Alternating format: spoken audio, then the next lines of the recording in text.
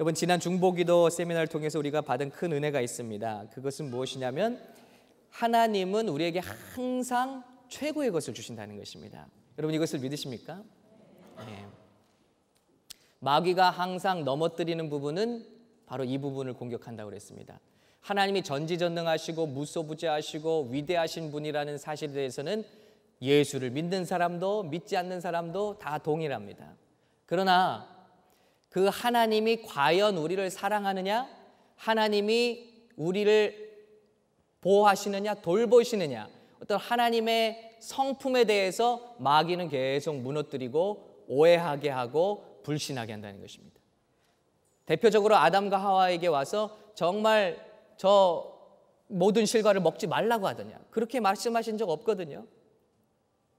그리고 특별히 선악과를 먹게 되면 너희가 하나님같이 될까 봐 하나님 못 먹게 하신 거다라고 거짓말하고 있습니다. 이거 무엇입니까? 하나님의 우리를 향한 무언가 뜻이 있으시고 우리에게 가장 좋은 때가 있고 가장 좋은 것이 있으셔서 하나님은 그때를 위하여 남겨두신 것이고 그때를 위하여 하나님이 우리에게 허락하시고 허락하지 않는 것들이 있는데, 마귀는 하나님이 뒤에서 무언가 감추고 있는 게 있다는 것입니다. 그래서 이런 부분으로 우리 성도들을 공격하고 있다는 것입니다. 그래서 우리가 믿음의 방패를 들어야 되는데 그것은 하나님의 속성에 대한 것보다도 하나님의 성품에 대한 것을 붙들라고 했습니다. 하나님은 진실로 우리를 사랑하시는 분이라. 하나님은 우리에게 가장 좋은 것을 언제나 예비하신 분이라는 것입니다. 그 하나님께서 오늘 인간에게 말씀하시는 것은 인간을 축복하시는 가장 첫 번째 공동체가 축복이, 블레싱이 가족이라고 오늘 말씀하고 계신 줄로 믿습니다. 여러분, 그러나 얼마나 마귀 사단이 또 이것을 흐트러 놨습니까? 하나님은 심지어 학교, 병원, 우리가 중요하게 생각하는 어떤 박물관, 어떤 도서관, 이 모든 조직보다도, 심지어는 교회 조직보다도 하나님은 인간에게 가정이라는 것을 주셨다는 것입니다. 다른 공동체에 대해서 말씀하신 적이 없는데 하나님은 가정에 대해서 오늘 중요하게 말씀하고 계시다. 가정으로부터 모든 선한 것이 출발된다는 것입니다. 여러분, 그러므로 저와 여러분이 이 가정에 대한, 우리가 창세기를 통해서는 올바른 시작에 대한 생각을 갖자고 그랬어요. 그 시작 중에 정말 중요한 게 뭐냐? 우리 삶의 모든 터전과 하나님의 축복은 가정으로부터 시작된다는 것을 믿으셔야 한다는 것입니다. 그 성경 너무 고리타분한데요? 너무 가부장적인데요? 여자를 노예로 만드는 거 아닙니까? 결혼은 불행한 길로 가는 지름길 아닙니까? 저는 이 모든 오해의 뒤에, 왜곡의 뒤에 마귀 사단이 역사한다고 굳게 믿습니다. 팀 켈러 목사님의 결혼에 대해서 말하다라는 책을 읽으면서 큰 감명을 받았습니다. 근데 우리가 모르는 것들이 있다라는 거예요. 그거 뭐냐면 이 세상은 결혼이 행복하지 않다, 축복이 아니다라는 것을 계속해서 강조하고 있다는 거예요. 이혼율이 높아집니다. 제가 오늘 컬럼에 소개했죠.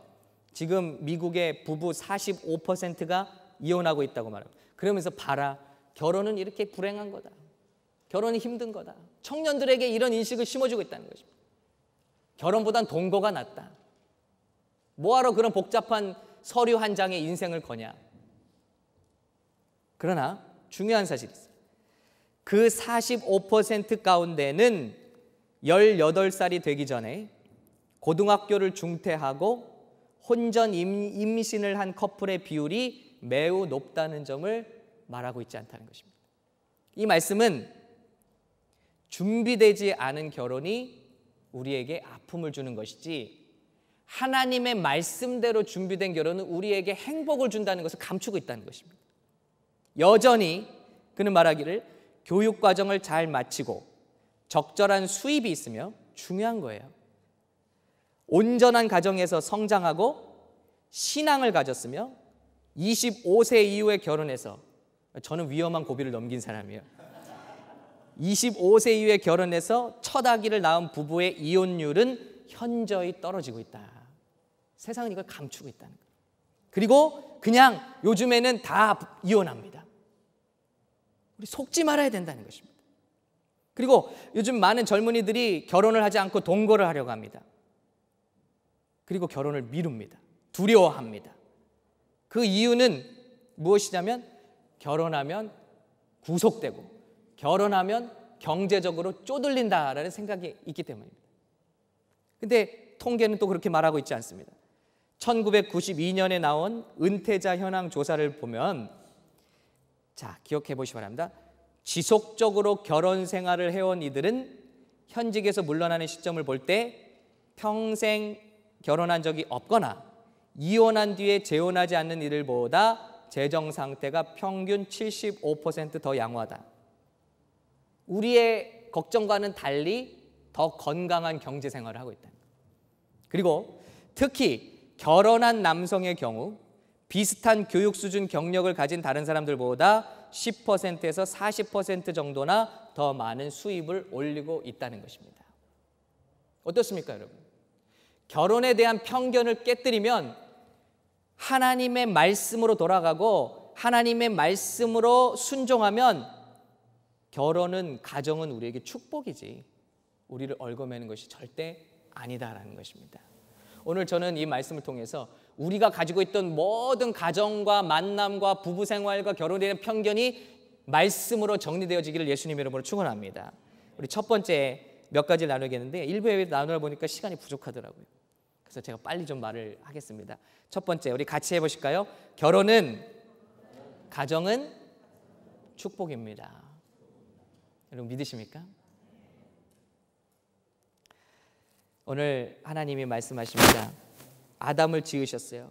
모든 우주 만물을 지으시고 보시기에 좋았더라. 그리고 아담을 지으시고는 보시기에 심히 좋았더라 그랬습니다. 그런데 아담이 혼자 독처하는 것을 보시고는 보시기에 좋지 아니하니 그랬습니다. 아니, 낙원에서 하나님이 만든 퍼펙트한 낙원에서 하나님의 형상을 따라 지음받은 아담이 하나님 보시기에 좋지가 않다는 것입니다. 이 말은 무슨 말인가? 인간은 하나님의 형상을 닮아서 수직적으로 채워지는 하나님과의 관계만으로는 하나님의 뜻대로 살 수 없다는 것을 보여주고 있는 것입니다. 인간은 하나님과의 수직적인 관계만이 아니라 수평적인 관계에서 많이 채워지는 우리의 구멍이 있다는 것입니다. 하모니를 이루며 그 가운데서 격려와 우정과 사랑을 통해서만 채워지는 부분이 있다는 것입니다. 그것이 채워지는 가장 첫 번째 공동체가 우리 가정이요 부부라고 말씀하고 있는 것입니다. 여러분, 그러므로 가정은 이 첫 번째 축복을 채워주는 것입니다. 이 기대를 채워주는 것입니다. 그래서 싱글일 경우에는 기댈 수 있는 어깨를 서로 항상 찾게 돼 있고, 그리고 혹은 이혼을 했다 할지라도 싱글일 경우라 할지라도 그것이 부부관계를 통해서 채워지지 않을 때 이성이 아니더라도 여러 명의 동성의 친구를 통해서 그것을 다 채우고 있다는 것입니다. 정서적으로, 영적으로요. 그러므로 우리는 결혼이 첫 번째 하나님의 축복이라는 것을 깨달아야 합니다. 우리 이 같은 책에서 통계를 보니까 부부들 가운데 행복하다고 고백하는 이들의 비율이 62%로 높다고 나옵니다. 그리고 중요한 것은 지난 10년간 그 수치가 거의 감소하지 않고 있다고 하는 것. 세월이 변해도 부부 간의 관계를 통해서 얻는 행복이 크다는 것입니다. 그리고 더 중요한 게 있어요. 더 중요한 게 있는 게 뭐냐면 결혼 후에 당장 만족을 느끼지 못하고 행복을 느끼지 못하는 부부라 해도 이혼하지 않고 5년 정도가 지나면 그 부부의 3분의 2 정도가 행복을 느낀다는 것입니다. 어떻습니까? 우리가 생각하는 것과 너무나 다른 이야기. 하나님은 우리가 홀로 지내는 것이 좋지 않아서 우리에게 채워지는 첫 번째 축복으로 가정을 주셨다는 것입니다. 그리고 두 번째, 우리 또 말씀 나눌까요? 결혼은, 같이 해볼까요? 결혼은 남성과 여성 간의 결합이다. 오늘 이 말씀이 얼마나 누군가를 offend 하는지는 모르겠습니다만은 어쩔 수 없어요. 이건 하나님과 상의하고 바꿀 수 있는 내용이 아닙니다. 인간을 그렇게 지으셨다는 것입니다. 사람을 그렇게 디자인하시고 만드셨다는 것입니다. 진화론은 말합니다. 한 덩어리에서 인간이 진화했고 그 한 덩어리에서 남성과 여성이 생겨났다. 그러나 우리의 몸은 말하고 있습니다. 우리의 몸엔 도장이 찍혀 있어요. 남자들은 XY 염색체를 가지고 태어나고 여자들은 XX 염색체를 가지고 태어나는데 아예 오늘 세포마다 우리 어디 속에 머리 한 곳에 그게 들어있는 게 아니라 온몸의 세포 하나하나마다 너는 남자, 너는 남자, 너는 남자라고, 너는 여자, 너는 여자, 너는 여자라고 하나님이 그렇게 창조해 버리셨다는 거예요. 다르게 지으셨다는 거예요. 오늘 한 인간과 한 인간의 결합이 결혼이 아니라 오늘 말씀은 아담이 잠든 사이에 갈빗대를 취하여 살로 채우시고 또 하나의 개체로 만드신 여성을 통하여 남성과 여성이 다르지만 서로의 도움이 없으면 온전해질 수 없는 관계를 통해서 서로에게 필요를 채워주시며 온전한 합일체가 되게 하시고 있다는 것입니다.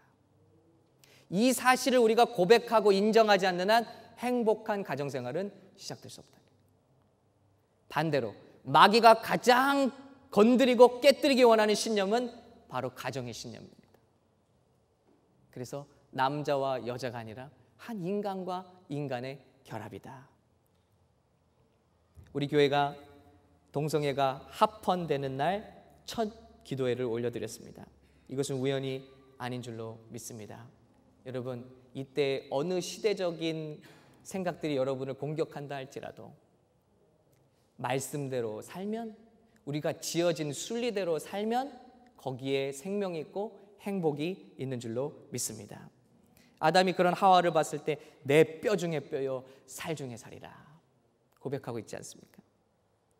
그리고 여성은 많은 사람들이 말하는 것처럼 어떤 종속적인 개념, 종과 같은 사람들이 아니라 돕는 자로 지으셨다. 거봐라, 성경에 봐라, 여자를 돕는 자로 말하고 있지 않냐.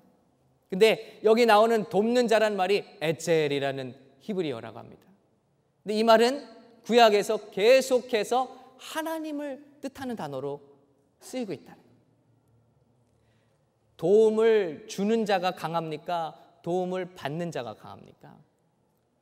도움을 주는 자가 강한 것이죠. 우리의 아내들을, 우리의 여성들을 그렇게 강한 존재로 지으셨다는 것입니다. 그래서 어느 누구도 더 열등한 존재가 아니라 동등한 하나님 안에 귀한 존재, 그러나 두 사람이 합쳐질 때만 가정의 기능을 발휘할 수 있는 축복을 우리에게 주셨다는 것입니다. 여러분, 어디에 가서도 하나님이 우리를 그렇게 지으셨기 때문에, 하나님이 그렇게 말씀하시기 때문에 가스 자동차에도 디젤을 넣고 뭔가를 기대하지 않잖아요. 우리는 그렇게 지어지지를 않았습니다. 남성과 여성의 만남이, 그 결혼이 하나님 기뻐하시는 결혼인 줄로 믿습니다. 하나님은 아담과 이브를 만드셨습니다. 아담과 스티브를 만드시지 않았습니다. 아담과 이브를 만드셨습니다. 결혼은 남성과 여성 간의 결합이 되어야 할 줄로 믿습니다. 그리고 세 번째, 가정은 하나님의 영광을 위해서 존재한다는 것입니다. 우리 많은 지금의 그 가정과 결혼의 개념이 깨져버렸습니다. 좋은 여자 만나서 내 부족한 거 다 채우는 것, 좋은 남자 만나서 인생 역전하는 것, 모두가 다 자기에게 중심이 맞춰져 있는데, 하나님의 결혼은 오늘 하나님께서 아담에게 하와를 인도하셨고, 그리고 둘에게 중매를 하셨고, 그 둘의 가운데 계셔서 축복하셨고, 그 결혼에 사명을 주셨다는 것입니다. 창세기 1장에 보면은 온 땅에 충만하라, 생육하고 번성하라는 말씀 외에도 다스리라, 그리고 정복하라는 하나님의 미션을 주셨다는 것입니다. 그러므로 우리가 하나님의 행복한 가정을 회복하기 위해서는 서로가 서로만을 바라보는 결혼이 아니라 그 가운데 하나님을 바라보는 결혼, 그리고 함께 같은 하나님의 미션을 바라보는 결혼이 될 때 행복한 결혼이 될 줄로 믿습니다. 서로만을 바라볼 때는 권태가 찾아오죠. 그러나 하나님 함께 하나가 되어서 하나님이 우리에게 주신 사명을 바라보는 가정이 될 때 이 가정은 행복한 가정이 될 수 있다는 것입니다. 여러분, 가정의 축복이 여러 가지가 있습니다.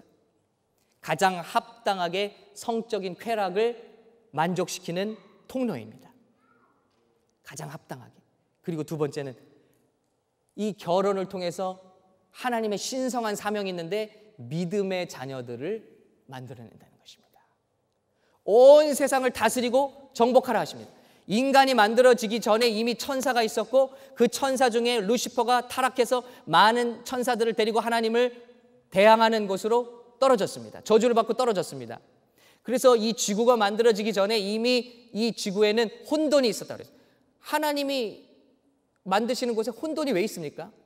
이미 이 땅에 인간이 만들어지기 전에 사단이 자리 잡고 있었고 뱀의 형태로 이미 에덴 동산에 저들이 들어와 있었다는 거예요. 우리 하나님께서 우리에게 주신 사명은 무엇이냐면 지금 죄와 사망과 고통으로 가득한 온 이 지구상에 하나님의 믿는 자들이 나타나서 하나님의 아들과 딸들이 나타나서 거룩한 세대를 양육하고 그 미션을 감당하면서 그 은혜가, 그 거룩함이, 그 능력이 문지방을 넘어서고 교회를 넘어서 온 지역과 사회를 덮어나가고 하나님의 공의와 의가 실현되고 하나님의 은혜가 임하여 세상을 치유하는 이 놀라운 사명을 저와 여러분에게 주신 줄로 믿습니다. 이 사명을 감당하고자 할 때 거기 기쁨이 있다는 것입니다. 거기 능력이 넘친다는 것입니다. 제가 아침에도 말씀드렸습니다마는 지금 이 미국의 문제가 무엇입니까? 우리는 정확히 뿌린 것을 거두고 있어요. 왜 세상이 이렇게 악법을 통과하죠? 왜 세상이 자꾸 이렇게 어두워져 가죠? 이유는 간단합니다. 우리가 불순종했기 때문에. 어떻게 불순종했죠? 믿음의 세대를 키우지 않았고 믿음의 세대를 만들지도 않았다는 것입니다. 예수 믿는 사람들 요즘에 가장 큰 기도제는 뭡니까? 예수 믿고 복 받아서 더 잘 먹고 잘 살고 하나 둘 낳아서 그 자녀에게 왕창 물려주고 이게 우리 꿈이 돼버렸다는 것입니다. 도대체 세상에 무슨 영향력을 우리가 발휘하고 있느냐? 우리 가정을 믿는 가정으로 만들어주신 이유는 거룩한 세대를 믿음으로 양육하고 이 어둠의 세대를 그 거룩한 세대들이 뒤덮도록 만드는 것입니다. 여러분, 딩크라는 이름이 왜 나옵니까? 더블 인컴, 노 키드. 철저히 이기적인 인본주의적인 생각에서 나오는 거 아닙니까? 왜 산모들이 우울증을 겪으며 왜 아기를 낳으려고 하지 않는가? 철저히 이기적인, 몸매가 망가집니다. 자기 자신을 잃어버립니다. 내 삶은 없고 내 시간은 없습니다. 여러분, 역사를 바꾼 하나님의 위대한 위인들의 뒤에는 믿음의 영웅의 어머니가 계셨어요. 근데 우리는 그것을 다 잃어버렸다. 아기 자체를 낳지를 않습니다. 그럼 아십니까? 여러분, 하나님의 말씀을 수행하는 가운데 능력과 힘이 온다는 것입니다. 순종하는 가운데 힘과 능력이 부어진다는 것입니다. 믿는 사람 두 사람이 모여서 아기를 안 낳거나 아기를 한 명 낳으면 다음 세대는 뻔한 거 아닙니까? 믿음의 세대는 점점 줄어들고 믿지 않는 사람들은 점점 창궐해지고 선거를 하건 투표를 하건 믿지 않는 사람들이 계속 영향력을 발휘하면 이 세상 계속 어두워져 갈 수밖에 없습니다. 우리는 그 대가를 치르고 있는 거예요. 적어도 3명 이상 낳아야 되는 거 아닙니까? 저와 집사람이 3명 낳을 때 처제가 그랬습니다. 무슨 형부나 언니는 애 낳는 기계도 아니고 대책 없이 애를 낳냐고. 근데 좀 이따가 쌍둥이를 낳더라고요. 한꺼번에 셋이 되더라고요. 제가 고백하는 게 있습니다. 물론 제 뜻대로 계획하고 난 자녀는 한 명밖에 없습니다. 근데 하나님이 자녀를 통해서 주신 축복은 그것입니다. 한 명을 낳을 때 제 삶은 그만큼 작았습니다. 2명을 낳을 때 하나님은 삶의 울타리를 더 넓혀주셨습니다. 3명을 낳았을 때 하나님 더 크게 울타리를 넓혀주셨습니다. 4명을 낳았더니 하나님이 엄청나게 크게 역사해 주셨습니다. 순종하기 전까지는 모르는 일이에요. 제가 말씀드렸죠. 간증했죠. 영주권이 제가 나올 수가 없는 사람이에요. 그냥 하나님의 말씀도 좀 생각해보면 소름 끼치기도 해요. 무슨 생각으로 그렇게 했나. 근데 들리는 음성에 순종해서 지금까지 왔습니다. 그런데 순종해서 왔는데 종교 비자는 교회가 옮겨지면서 디나이어를 당하고 정말 저는 이제는 아기 2명 낳고 한국으로 돌아가서 다시 치과 공부를 할 수도 없고 군대에 가야 되는 이런 엄청난 상황 속에서 저는 하나님의 기적을 경험했습니다.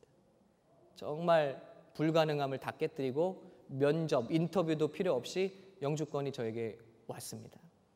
같은 교회에서 몇 년 전에 들어간 목사님보다도 더 빨리 아무런 조건 없이 그렇게 저에게 근데 생각해요. 왜 그랬을까? 왜 그랬을까? 물론 담당자들의 모든 눈과 마음을 하나님께서 감추어 주셨겠죠. 그런데 한 가지 드는 생각이 뭐냐면 이 자녀들 때문이 아닐까. 하나님만 의지하고 믿음의 자녀들 생산했는데 이 자녀들이 하나님의 일을 하시려니까 한국 들어가면 막막하니까 저만이 아니라 그 자녀들을 통해서 하나님 받으실 영광이 있어서가 아닐까. 아마도 이민관이 도장을 리젝트라고 추방이라고 찍으려다가 새끼가 4명이나 있네. 그리고 마음을 거둔 건 아닐까. 여러분, 축복을 받았습니다. 축복을 받았습니다. 이 세상이 왜 악해져 가는가?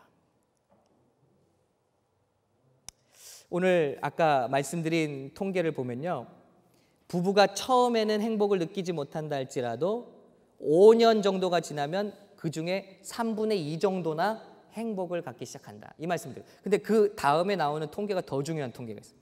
더 중요한 것은 결혼하고 가정을 꾸린 부모 밑에서 성장한 아이들은 그렇지 못한 친구들보다 2배에서 3배나 긍정적인 삶을 살고 있다는 것입니다. 무엇입니까? 순종하는 결혼은, 믿음의 가정은 거기서 끝나는 것이 아니라 행복한, 자존감 있는, 하나님의 영광을 드러내는 다음 세대들을 만들어내고 있다는 것입니다. 오늘 동성애나 오늘 비정상적인 동거나 어떤 불륜이나 다른 것들을 통해서 일시적으로 맺어지는 가정이 가져오는 것이 있다면 바로 그 둘만의 관계가 아니라 자녀 세대의 파괴인 것입니다. 우리는 이 점을 알아야 합니다. 우리가 결혼을 통해서 할 수 있는 이 엄청난 축복, 믿음의 자녀들을 양산할 수 있다. 윈스턴 처칠은 초등학교도 졸업하지 못했고, 아브라함 링컨 어머니는 성경책 하나 물려줄 정도로 가난했습니다. 아인슈타인은 전응하라는 소리를 들었지만 이 모두가 다 세계를 뒤바꾼 인물이 되었습니다. 그 배후에는 눈물로 기도하는 믿음의 어머니들이 있었다는 것입니다. 그런 어머니, 그런 아버지가 되는 것이 축복인가? 짧은 인생 동안에 매끈한 몸매, 사람들이 바라봐주는 그런 스펙을 위해서 사는 것이 정말 행복인가? 여러분, 하나님의 말씀대로 사는 것은 모험입니다. 해보시라고요. 3명을 낳는 거 모험이고 4명을 낳는 거 모험입니다. 그러나 하나님이 무엇을 말씀하시든지 그 말씀대로 순종하는 것은 반드시 생명이 있고 상급이 있습니다. 하나님 말씀대로 해보는 것은 모험이에요. 그러나 거기에는 하나님의 약속이 있다는 것입니다. 결혼에 대한 것이 그것이라는 것입니다. 우리 가정에 대한 것이 그것이라는 것입니다. 이 행복한 가정을 그러나 유지하기 위해서 우리에게 부탁하시는 것이 있습니다. 한 2가지 나누고 마치도록 하겠습니다. 첫 번째는 오늘 동시에 주시는 말씀입니다. 남자가 그 부모를 떠나 한 몸을 이루라, 서로 한 몸을 이루라 그랬습니다. 이 행복한 가정을 지키기 위해서, 만들기 위해서 우리 젊은이들 잘 들어보시기 바랍니다. 먼저 떠나는 과정이 필요하다. 부모의 그늘을 떠나야 된다. 경제적인 그늘, 정서적인 그늘, 심지어는 영적인 그늘. 그래서 두 사람이 온전히 떠나는 것이 될 때 두 사람의 온전한 결합이 있다는 것입니다. 오늘날 많은 젊은이들이 결혼 때문에 아파하는 이유는 이것이 이루어지지 않아요. 이럴 준비가 된 때가 결혼할 때라는 거예요. 나이와는 별로 상관이 없습니다. 정서적으로, 물질적으로, 영적으로 부모의 그늘을 떠날 수 있을 때. 요즘 남자들의 불평은 제 안에는 온통 애들만 생각합니다. 나는 생각 안 해요. 아내들의 불평은 내 남편은 오직 일만 생각합니다. 그리고 오직 시부모 말만 생각합니다. 뭐예요? 둘 다 그늘을 떠나지 못해요. 가장 긴밀한 관계가 부부간의 관계가 될 것이고 그 가운데 끼어들 것은 아무것도 없다는 것입니다. 부모도 자녀도, 심지어는 목사님도 그 어떤 것도 두 사이의 긴밀한 관계에 끼어들 것은 없다는 것입니다. 엄마가 꼴 보기 싫어서 애들은 교회 안 보낼래요. 이것도 엄마의 그늘 아래 있다는 증거라는 것입니다.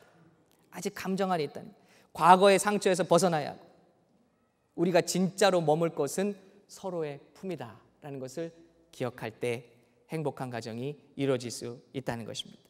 정말 좋은 엄마가 되는 최선의 방법은 남편에게 좋은 아내가 되는 것이라고 말씀하고 있습니다. 그리고 한 몸을 이루라고 하고 있습니다. 예수께서 대답하여 가라사대, 마태복음 19장입니다. 사람을 지으신 이가 본래 저희를 남자와 여자로 만드시고 말씀하시기를 이러므로 사람이 그 부모를 떠나 아내에게 합하여 그 둘이 한 몸이 될지니라 하신 것을 읽지 못하였느냐. 이러한즉 이제 둘이 아니요 한 몸이니 그러므로 하나님이 짝지어 주신 것을 사람이 나누지 못할지니라. 여기서 한 몸이 된다는 것은 악교풀로 단단히 붙여버리다라는 뜻이 있습니다. 그래서 이렇게 연합이 일어날 때 하나님의 능력이 나타납니다. 그러나 둘 사이가 갈라질 때 찢김을 경험하게 되는 것이라는 것입니다. 이러한 온전한 결혼 생활의 축복, 가정 생활의 축복은 무엇입니까? 오늘 마지막 말씀에 저들이 벗은 것을 알았지만 부끄러워하지 아니하니라 하는 것입니다. 하나님께서 저 여러분을 통해서 주신 가정의 큰 은혜는 쉴 곳이 된다는 것입니다.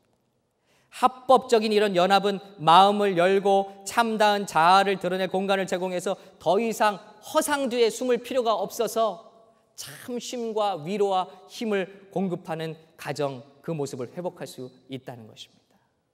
동거는 그렇지 않죠. 왜냐하면 끊임없이 자신을 어떤 면으로든 PR해야 된다는 것입니다. 이 세상의 조건적인 결혼은 다 그렇습니다. 그러나 하나님 안에서 맺어진 이 가정과 결혼은 모든 이에게 쉴 곳이 된다는 것입니다. 어머니의 품 같은 것이죠. 야단을 맞지만 따뜻하잖아요. 집을 나왔지만 돌아가고 싶잖아요. 그런 곳이 부부요, 그런 곳이 가정이 될 수 있다는 것입니다. 이런 일을 위해서 우리에게 말씀하십니다. 남편은 아내 사랑하기를 예수 그리스도가 교회를 사랑한 것처럼, 아내는 남편 경외하기를, 사랑하기를 안 합니다. 경외하기를 교회가 예수님을 경외한 것처럼 하라. 다릅니다. 결혼은 결혼에서 끝나는 것입니다. 가정은 가정에서 끝나는 것이 아니라 이것이 신비라, 결혼의 신비라 그랬습니다. 결혼은 거기서 끝나는 것이 아니라 예수님이 교회를 어떻게 사랑하셨는지를 세상에 보여주는 통로가 되고, 교회는 어떻게 예수님을 순종하고 경외하는지를 보여주는 방법이 된다는 것입니다. 저와 여러분의 가정은 이것을 보여주고 있는가? 자녀는 그런 부모에게 순종함으로써 영광을 드러낸다는 것입니다. 예수님이 하나님께 순종해서 이 땅의 모든 것을 버리고 내려오셨습니다. 그랬더니 겸손하게 내려오셨어요. 그랬더니 하나님이 그냥 두시는 게 아니라 하나님이 그를 세상 위에 높여주시더라는 거예요. 바로 우리 가정이 그것이 드러나는, 신비를 드러내는 장소가 돼요. 말씀에 순종해서 아내들은 남편을 경외하라고 그랬습니다. 교회가 예수님을 경외하는 것처럼 경외입니다. 남편은 아내를 사랑하라. 예수님이 교회를 사랑하신, 어떻게 사랑하셨죠? 발과 온 몸에 피 흘리시기까지, 창으로 옆구리를 찔리시기까지, 채찍으로 매맞아 상처를 입으시기까지 교회를 위해서 생명을 주셨다는 것입니다. 우리가 쓰레기 봉지 하나도 못 버리는데 아내를 사랑하는 걸까? 그렇게 사랑하는 걸까? 피도 안 나왔는데, 무언가를 해도 피도 한 방울 안 나오는데 과연 아내를 사랑하는 걸까? 저희 집사람이 아주 정말 그러냐는 눈으로 저를 쳐다보고 있습니다. 그럴 때 자녀들은 예수 그리스도의 사랑을 아빠를 통해서 본다는 것입니다. 그리고 때로는 이해가지 않는 말 속에서도 아내가 남편에게 순복하고 경애와 존경을 표할 때 자녀들은 그 모습을 통해서 교회가 예수님을 섬겨야 되는 모습을 배운다는 것입니다. 여러분, 교회에 책임이 있지 않습니다. 하나님은 한 번도 교회에 책임이 있다고 말씀하지 않아요. 하나님은 가정으로부터 이 모든 것이 시작돼야 된다고 말씀하고 있어요. 이 교회는 자녀들 위해서 무슨 프로그램을 가지고 있죠? 교회에서 아무리 좋은 프로그램에도 가정에서 남편이 아내를 학대하고 아내가 남편을 존경하지 않으면 아무런 소용이 없는 것입니다. 아무런 좋은 교육을 받지 못한다 할지라도 가정으로 돌아갔는데 다른 건 몰라도 어떤 세상에 좋은 스펙을 갖지 못한 남편이랄지라도 아내를 끔찍히 사랑하고 아내를 위하여 희생하는 모습을 자녀가 본다면 그 모습을 통해서 예수 그리스도를 발견하게 된다는 것입니다. 예수 잘 믿으라고 얘기할 필요가 없다는 것입니다. 아, 우리 아빠를 보니 하나님 아버지의 마음이 보이는구나. 우리를 위하여 피 흘리기까지, 가정을 위하여 피 흘리기까지, 아내를 위하여 그 피 흘리기까지 헌신하는 그 모습이 아, 우리 예수님의 사랑이구나. 우리 어머니를 보니 그 새벽에 나가시는 아빠를 위해서 일어나서 일찍부터 밥을 짓고 헌신하고 또 순복하며 심지어는 아빠의 잘못된 행동까지도 가리워주고 자녀들 앞에 가리워주고 또 존경하는 그 모습을 바라보면서 아, 이것이 우리가 예수님께 표현하는 사랑이구나. 이것을 알 수 있는 것이 우리의 가정이니 얼마나 우리의 가정이 축복이냐는 것입니다. 이 비밀이 크도다. 하나님의 축복을 세상에 알려주는 통로입니다. 여러분 보시기 바랍니다. 생명의 통로, 행복한 자녀의 통로, 그리고 복음 전파의 통로, 이 모든 기반이 건강한 정서, 건강한 몸, 완벽한 하나님의 합법적인 성적인 만족, 모든 것들이 어디에 들어있습니까? 가정 안에 있지 않습니까? 마귀는 오늘도 이 가정을 무너뜨리기 위해서 달려오지만 오늘 우리 사랑하는 샘물교회 성도 여러분, 우리 청년들, 우리 교회는 행복한 가정으로 소문난 교회가 되시기를 예수님의 이름으로 축복합니다. 우리 젊은이들이 정통적인, 야 그거는 너무 쾌쾌 먹은 정통적인, 아니에요. 한번 보세요. 이 쏟아져 나오는 책들을 보시면 근본적으로 성경의 원리를 증명해주고 있어요.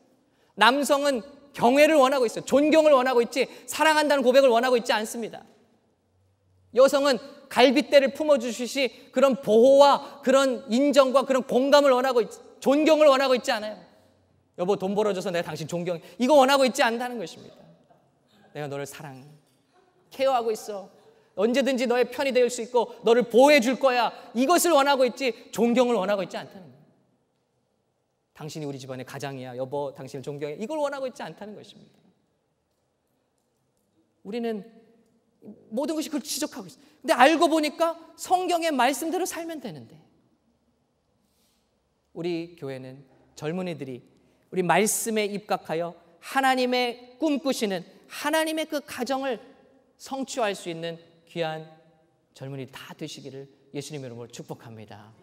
우리의 가정들을 바라볼 때마다 저 가정을 보니 나도 예수 믿고 싶다, 저 가정을 보니 저 행복한 부부관계를 보니 저 하나님의 영광이 드러나는 그 관계를 보니 나도 그 예수를 알고 싶다, 그 자녀들을 보니 나도 예수를 알고 싶다, 그 부모를 보니 나도 그 예수를 알고 싶다. 모든 것의 시작은, 모든 사역의 시작은 성공적인 가정 미니스트리부터라는 것을 기억하시고 오늘 저와 여러분이 그 앞에 쓰임받는 가정들 되시기를 예수님의 이름으로 축원합니다.